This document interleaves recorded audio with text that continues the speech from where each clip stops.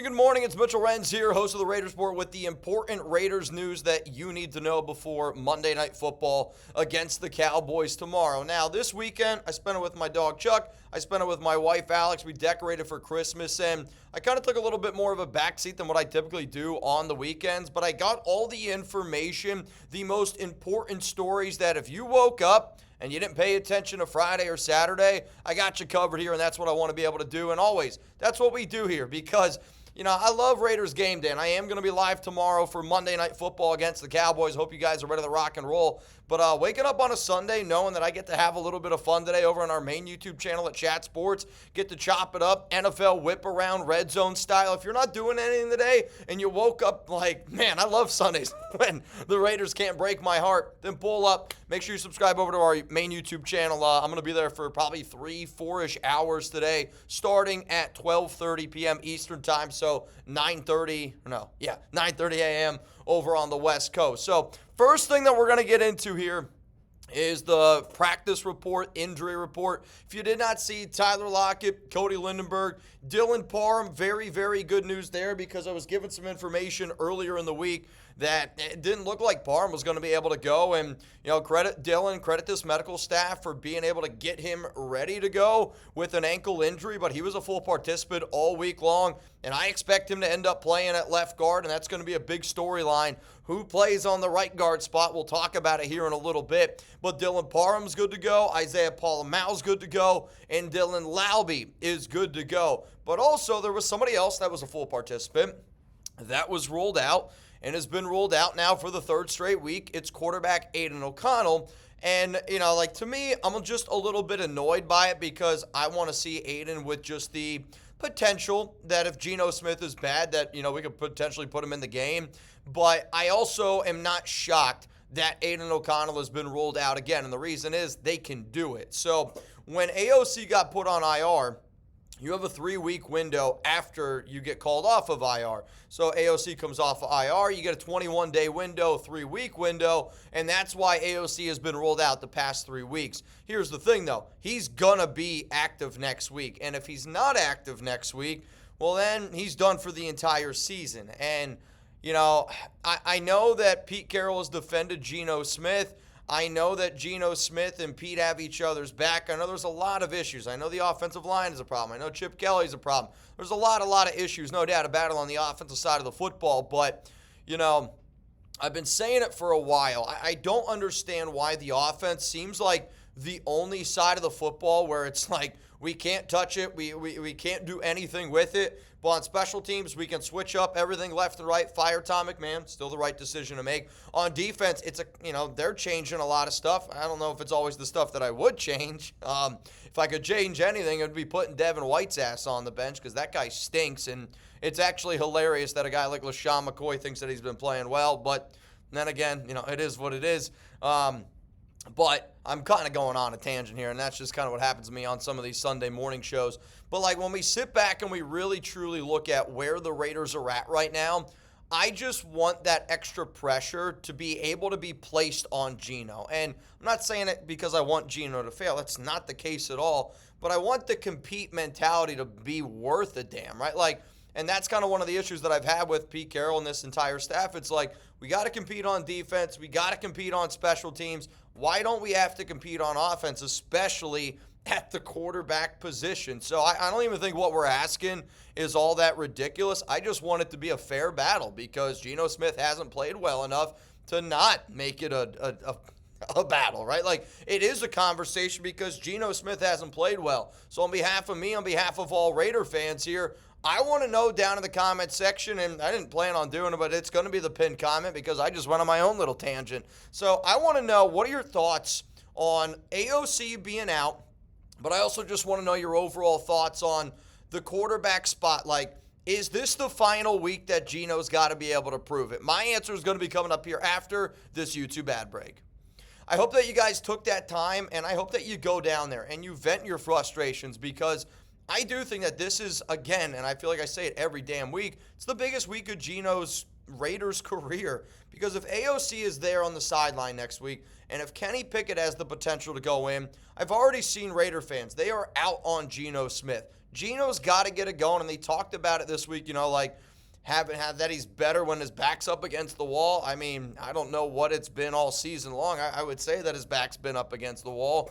And, Geno stays confident in himself, and, that's what you want to see in a quarterback. I want him to obviously stay confident, and he does need to just cut it loose, and he does need to let it rip. And I think he's thinking entirely too much. It's been things that he has said. It's been things that have been put out there, but I think if Chip Kelly can get the ball a little bit more to Genty, if Chip Kelly can get the ball a little bit more to Brock Bowers, if Chip Kelly can get this offense going, I mean, I've seen the offense be good. It's just the consistency is where it needs to be. But overall, this is going to be the final week that Aidan O'Connell is going to be out. And, I think that this is the final week for Pete Carroll and this offensive staff to make the excuses, right? Geno said last week, or earlier this week, no excuses. If Geno Smith doesn't play well, I don't want there to be excuses around Aidan O'Connell because you can't do it anymore because he's got to be active next week. And then Kenny Pickett. I don't know if AOC or Kenny Pickett are better. I don't know if any of us are really crazy about the idea. It's just if you're competing on defense, if you're competing on special teams, why doesn't the quarterback need to compete? Why doesn't he need to compete? Because it's time for him to start competing for that job. That's how I think, and that's what I feel about Aidan O'Connell being out again. Again, sorry, it's a tangent, it's a Sunday, but I think all of us can agree. The way that we feel right now about Geno in this quarterback situation, it's frustration. That's all it is. Next thing coming up here in terms of the important news, Kolton Miller is expected to return this season. Pete Carroll sounded confident in that ability, which, I don't know if anybody saw that press conference yesterday. It was one of the shortest press conferences I've ever seen, and jokingly, I was like, man, even our Raiders coaching staff and our press conferences are 3 and out anymore. But I don't know how that press conference was so damn short. And at the same time, I'm bringing this up because I'm at the same time, I don't know why we would want Kolton Miller to come back. I get it, and I want to see Kolton out there on the field because when we see Kolton Miller out there on the field, it kind of helps us maybe answer some more of the questions that we need to have answered. But if he's not 100%, there's just no reason to put Kolton Miller out there on that football field because I don't want him to get hurt again, especially because we also gave him that contract extension. So we know he's going to be a part of this team for the next few years. I would rather, again, if Kolton's 100%, he's got to play. And that's just the way that it goes. It's your job to play. If he's 100%, he's got to play. And I think Kolton will play if he's 100%. He looked like he was in really, really good spirits. I talked to one guy, but basically one guy was telling me how, the whole experience with they were giving away turkeys, and it's something that what's his name? I'm sorry. Donald Penn started many, many years ago, and, Kolton Miller has kind of kept it going. And, to see a bunch of the offensive linemen be really happy, showing a lot of love to a bunch of families. I don't know if you saw it. It was on social media. But Miller still had that walking boot, and I've reached out to some people to see how he's feeling. I haven't heard anything from Miller's team, so I don't want to make it seem like that. But Miller does – I definitely think that he is trending in that right direction, and I know he wants to get out there on the field. I know he wants to go out there, and I know he wants to compete. He wants to play. I mean, that's just the type of guy Miller is. He's one of the nicest giants. I don't mean giant as New York, but just a giant human being that you could possibly ever imagine. And Kolton knows that. I got the utmost respect for him, and, I love everything that those offensive linemen did. But in terms of bringing him back, though, if he's 100% healthy, you bring him back. If he's not 100% healthy, then I think that we should just start to experiment a little bit more with that offensive line. And, we're going to talk about the O-line coming up here in a little bit because Pete kind of said some interesting stuff about that right guard spot. But, when we're talking about right guard, we're talking about the Caleb Rogers, the Alex Kappa, the Will Putnam, some of those guys, maybe even a DJ Glaze. But, at the tackle spot, it's Stone Forsythe, it's Glaze right now, but we also have Charles Grant. And, I'm just at the point in the season, if it keeps going in the direction it's going, if Kolton's not 100% healthy, even if it's not the best thing for this team, right now, I think you could make an argument that the best thing long-term would be, hey, can Charles Grant get some extra reps? Can he get an extra game or two, right? I could almost make the argument it's more important for Charles Grant. Let's say Kolton Miller can't return until week 17 or week 18, right? I'd rather, at that point, let's see what Charles Grant's got. I know, again, a lot of tangents. I'm rambling, but I had, the whole Kolton Miller thing was something on my mind. Coming up next here on the show, we're going to talk about some right guard news because, there's a lot of conversations right now around what the right guard position could potentially be, and I know who I want to start at right guard. Let's just see if it ends up happening. Before we get into that, though, this episode is brought to you guys by Prize Picks. The hard-hitting football action is even better with Prize Picks. The weather might be changing, but that feeling of being right never gets old. So keep the season rolling on Prize Picks by getting $50 instantly in lineups when you play your first $5. Prize Picks is simple to play. You pick more or less on at least two players' stats, and if you get your picks right, you can cash in. So I am going to put this link for you guys down in the comments and down in the description. So if you want to download the Prize Picks app today, use code CLNS. You're going to be able to get $50 in lineups after you play your first $5 lineup. That's code CLNS to be able to get $50 in lineups after you play your first $5 lineup. Prize Picks, it's good to be right. So my lineup that I am rolling with for Monday Night Football is Ashton Jeanty. I took the less on his rushing yards. I know. I went Brock Bowers, less on his receiving yards, and then I also went less on Geno Smith passing yards, and I took the more on George Pickens. Now, it kind of sounds like Pickens might be getting matched up with Eric Stokes and company. If that's the case, I don't know if I feel great about it anymore, because to me, I was trying to find who I thought Kai Blue Kelly was going to be put up against. I'm not sitting up here saying that I'm going to root for all those lesses. I'm sitting up here saying that I'm going to think with my head when it comes to Prize Picks, and I'm not going to think with my heart anymore for Raiders games, because it's gotten me, man. It's gotten me. But like, in all honesty, I want the Raiders to go out there. I want the Raiders to be able to do their thing, but I do think it's going to be a lot more difficult of a matchup than people realize, because for Dallas, again, you got Osu Odighizuwa. He's a really good defensive tackle. You got Kenny Clark. He's a veteran, but still dominates that interior. And then you got Quinnen Williams, who you just traded a first and a second round pick for. One of the best youngish, 27-year-old defensive tackle, Quinnen. And that's up against the banged-up interior offensive line for the Las Vegas Raiders. That makes me nervous. Plus, they got Logan Wilson, who they traded for. Plus, they got Siobhan Revel. Overshown's going to be back. They have a lot more defensive talent coming back in this game than what they have had. And I know Dallas's defense it's been bad, right? Like, it's been really, really bad all season long. But it's going to be the best and the healthiest, I think, that this Cowboys defense has been all season, which it sucks. Being down here, it sucks, because I was rocking my Raiders stuff on Friday. I went to go get my hair cut. I don't know if you guys could tell. And my barber, big Raider fan. Shout out to my guy Stunna and everybody in that freaking barbershop, Cowboys fans. And, we were getting heckled a little bit. It is what it is. I've been getting heckled a little bit all week. But I've been wearing my Raider stuff loud and proud. I'm going to wear my Raider stuff again tomorrow morning. I'm going to go for a jog. I've been jogging a lot for Salute to Service. And all my Raider stuff on. I'll be rocking with us. I'll be repping with us, and hopefully you guys are rocking and repping with us on Monday Night Football. So again, shout out to Prize Picks. I hope that you guys are here. Hope you guys are watching with us. It's going to be a lot of fun. So one of the biggest question marks and the other important news, the last important news on today's show, is who's going to start at right guard. And I kind of like that Pete's doing this, because he doesn't have to tell you who's going to start at right guard. Now, there's been a lot of rumors. And, there's been some tea leaves, if you will, that it's going to be the rookie, Caleb Rogers, who we drafted in the third round. But my question to you is this. Who do you want to start at right guard, right? Like, we've seen the Raiders' offensive line do what I would imagine to be most of the time maybe not the smartest thing that you could do on your O-line. So I'm going to ask y'all, what would you do at the right guard position? Let me know down below. I'm going to give you the best options for the Raiders of what I would do at the right guard position. So for me, I think in all honesty, you got 3 to 4 to 5 options. The one option that I want absolutely no part of is Will Putnam. I don't need to see Will Putnam. No disrespect to you, Will.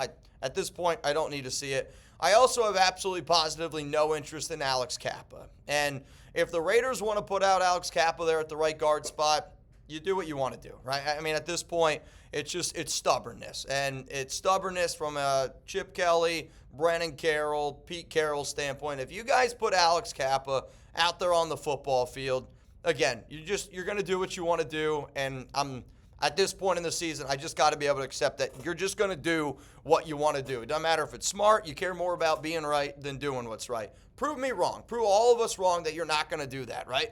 What I'm hoping that we see is, again, you got 3 options. The first option that I think absolutely everybody wants to see is Caleb Rogers. Like, if I could see the rookie that you draft in the third round out of Texas Tech now, he's played basically everywhere on the offensive line. And I mean everywhere outside of center. When he was playing with the Red Raiders, I mean, that was one of the things that they loved about his college flexibility. Played left tackle, played left guard, played right tackle, bounced all over the offensive line. They loved him for that versatility. So, put him over there on the right guard spot. I would love to see it. And I put out an offensive line earlier in the week, and that offensive line was around Dylan Parham not being ready to go. I think if Parham's going to be playing left guard, and it sounds like Parham is going to be playing left guard, I would be interested, not going to lie, I'd be interested to see if they put Caleb Rogers at left guard and then put Dylan Parham over on the right side like they did last season. But I think because this team, like the earlier comment about, are you going to put JPJ at center? And Pete Carroll was like, absolutely not. I'm bringing that up because they, in that statement, they were like, oh, well, we've just been working with the offensive line for so long this entire year, and we're just not going to put JPJ at center. But that also means then that they probably feel that exact same way about moving Dylan Parham from that left guard spot. So in my mind, I'm guessing Parham's going to play guard, Meredith's going to play center, right guard, then that opens it up for Caleb Rogers, and that's the guy that I want to see. If you're telling me Parham's going to play left guard, I want to see Caleb Rogers at that right guard spot. Here's where I could get, we could switch it up a little bit. I have DJ Glaze down here at right guard, and the reason why that I would bring that up is because if you didn't want to play Caleb Rogers, okay, hear me out. You didn't want to play Caleb Rogers yet. You wanted to put DJ Glaze at guard, and then you wanted to play Charles Grant at either right tackle or at left tackle. I think you could play him at left tackle because that's what he played in college. And then you can move Stone Forsythe over to right tackle because Stone's done a good job. Or you let Stone continuously playing well at left tackle because Stone has played better at left tackle than DJ Glaze has played at right tackle. It's a cold, hard fact. And then you let Charles Grant play right tackle more because you have Colton Miller for the long term there over at left tackle. Like, that's an idea that I would entertain. DJ Glaze at right tackle, Charles Grant at right tackle or left tackle, but maybe it's right tackle, and then we figure it out there. That's an offensive line I'd like to see. But I think my bigger message is I would rather see Caleb Rogers at right guard than Alex Kappa. I'd rather see DJ Glaze at right guard over Alex Kappa. I would rather see Laki Tasi, our International Pathway Program player, more than Alex Kappa. And some people might, Mitch, that's a crazy statement. I just don't want to see Alex Kappa. Like, I've seen it. We've seen it. The NFL has seen it. And it's not just a one-year thing. I mean, he was the worst offensive lineman in the NFL last season. So I really want this coaching staff to show me that they are learning. And, again, I'm not Team Tank. I don't want the Raiders to tank. I want the Raiders to whoop the freaking Cowboys' ass tomorrow night. And I want them to show us as fans. And I want our coaching staff to show players. I want players to show coaches that we aren't giving up and we're still fighting, because the only way we're going to get players, the only way we're going to get coaches, the only way that we're going to get the people that we want to be able to flip and get here, right? Like Ben Johnson didn't want to come coach here. Mike Vrabel didn't want to come coach here. Those guys didn't want to coach here because we weren't moving in the right direction. The only way that we're going to get the players and coaches that we want is if we get this team moving in the right direction. And I'm sorry, playing Alex Kappa at right guard is the opposite of doing what is needed to get this team going in the right direction. That's the important Raiders news that I have for you guys today. Again, I am going to be live tomorrow, Monday Night Football. We're going to be going live 90 minutes before kickoff on the Raider Report, so definitely hope to see you guys over there, and I'll see you guys at our main YouTube channel. I'm going to be going live. I'm literally recording this now. I'll be going live in about 2-ish hours over there, 12:30 p.m. Eastern time. I love Sundays when the Raiders don't play. I hate admitting it, but honestly, man, it's the flipping truth. And if you've never been a part of our NFL Whip Around show, our NFL Red Zone show over at Chat Sports when I'm hosting, it's a party, and we have a lot of fun. So I hope to see you guys over there. If you bleed silver and black, appreciate you watching this far in the video. And again, the important Raiders news was everything that I outlined from Friday to Saturday and waking up this morning. I will get you guys a video again tomorrow, bright and early, before I get ready to go live for Monday night. So make sure you're subscribed. Make sure you're on the lookout. Appreciate each and every one of y'all for always tuning in to the Raiders Report. And peace out. Have a good Sunday. I got to wait 2 more seconds, and then we're good. All right.